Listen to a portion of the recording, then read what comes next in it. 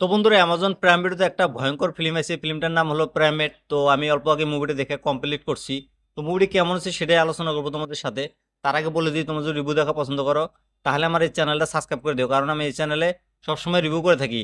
আর তোমরা যদি মুভিটি দেখতে চাও অ্যামাজন প্রাইম ভিডিওতে যাই দেখতে পারো, সেখানে হিন্দি ডাবিংয়ে অ্যাভেলেবেল আছে। এই মুভিটি দেখার জন্য তোমাদেরকে 1 ঘন্টা 29 মিনিটের সময় দিতে লাগবো। এটা একটা হরর ফিল্ম। যারা যারা হলিউডের হরর ফিল্ম দেখা পছন্দ করো তাদের জন্য মুভিটা খুবই ভালো হবো। তো এই মুভির কাহিনীটার কথা যদি বলি, মুভির কাহিনীতে দেখানো হয়েছে লুসি নামের একটা মেয়ে, সে নিজের বাড়িতে যাব ঘুরতে 5 বছর পর। তো লুসির সাথে তার 4-5টা ফ্রেন্ডকে নিয়ে তার বাড়িতে যায় ঘুরতে। তো লুসির বাড়িতে তার একটা ছোট বোন আছে, আর তার বাবা আছে। তার বাবা কানে শোনে না আর বোবা, ইশারায় ইশারায় কথা বলে। আর তাদের বাড়িতে একটা চিম্পাঞ্জি বান্দর আছে।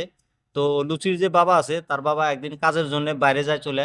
তো তাদের যে বান্দরটা আছে, তো তাদের বান্দরটা একদিন রেবিসে শিকার হয়। তো তারা সবাই বাড়িতে একাই থাকে, তার বাবা থাকে না।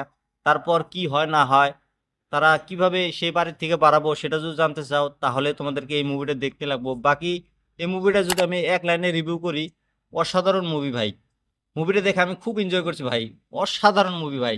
এত ভয়ানক দৃশ্যগুলো দেখানো হয়েছে মুভিটার ভিতরে, মানতে না ভাই, মুভিটা যে বানাইছে রে ভাই, ডেঞ্জার ডেঞ্জার। এই মুভিটা তোমরা যদি দেখো, যদি তোমাদের মন কমজোরি থাকে তাহলে একদমই দেখবে না মুভিটা, কারণ যদি মন কমজোরি থাকে তোমাদের কোনো একটা প্রবলেম হতে পারে। তো এই মুভিটা তোমরা, যারা মন কমজোরি থাকে তারা না দেখলেই ভালো হবো, আর যারা মনটা হেভি আছে তারা এই মুভিটা দেখো। এই মুভির কাস্টের কথা যদি বলি, মেন হিরোইন যে আছে লুসি, লুসি এই মুভিতে খুব ভালো অ্যাক্টিং করছে, অসাধারণ অ্যাক্টিং করে দেখাচ্ছে। আর বাকি যতগুলো সাপোর্টিং কাস্ট আসলো তারা টুকটাক ভালো অ্যাক্টিং করছে। মেন অ্যাক্টিং ভালো করছে হলো সে চিম্পাঞ্জি বান্দরটা। যে বান্দরটা ছিল সে বান্দরটা কিন্তু অরিজিনালি বান্দর না, সিজে ইউজ করে না, এটা অরিজিনাল একটা মানুষ ছিল। তো সে অসাধারণ অ্যাক্টিং করছে, আমার কাছে সবচেয়ে বেশি অ্যাক্টিং ভালো লাগছে সে চিম্পাঞ্জি বান্দরটার। তারপর এই মুভির বিজিএম সাউন্ডের কথা যদি বলি, মুভির বিজিএম সাউন্ডগুলো খুব ভালো ছিল। সিনেমাটোগ্রাফি খুবই ভালো ছিল। আর ভিজুয়ালগুলো যে দেখানো হয়েছে, একটা পাহাড়ের উপরে একটা বাড়ি, সেখানে যেগুলো ঘটনা হইতেছে সেগুলো দেখতে কিন্তু খুবই ভালো লাগে। আর এই মুভির ভিতরে অ্যাকশন সিনের কথা যদি বলি, যেগুলা ব্রুটাল সিন দেখানো হয়েছে, কাটাকাটি, মানে ছিঁড়ে ফেলা দেওয়া, এরকম এরকম সিন দেখানো হয়েছে। তো সেগুলা দেখতে খুবই ভালো লাগে। আর তোমরা যদি মুভিটা ফ্যামিলির সাথে দেখতে চাও একদমই দেখো না, কারণ মুভিতে সেগুলো ব্রুটাল সিন আছে, সেগুলো তোমরা ফ্যামিলির সাথে দেখতে পারবে না। আর বাচ্চারা এই মুভির থেকে দূরেই থাকো।